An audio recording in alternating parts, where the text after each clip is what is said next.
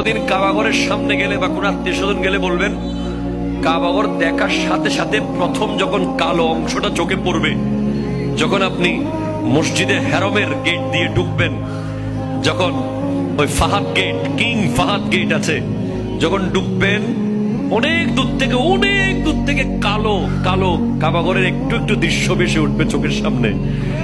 তখন দোয়াটা করবেন, কি দোয়া করবেন কয়টা? যখন কয়টা? একটা দোয়াই কবুল হবে দেখার সাথে সাথে। কাবা ঘর দেখার সাথে সাথে প্রথম যে দোয়াটা করবেন ওটা কবুল করবেন কে? এখন শিখে নেন, অনেক মানুষ জানেন না হিকমত। আপনি একটা দোয়া করবেন, একটাই শেষ, একটা সুযোগ পাবেন আপনি, কিন্তু আপনি এমন এক দোয়া করবেন যেন যতদিন ওখানে থাকেন প্রত্যেক দোয়া কবুল হয়ে যায়। এই হিকমতি দোয়াটা শিখে নেন। আপনি বলবেন, আল্লাহ আমি 10, 12, 15 যতদিন এখানে থাকবো, যতগুলো দোয়া করব সব কবুল করে নিয়েন। দোয়া করছেন কয়টা? পাবেন কয়টা? কাবা, কাবে কি রৌনক, কাবে কা মঞ্জর, আল্লাহু আকবার।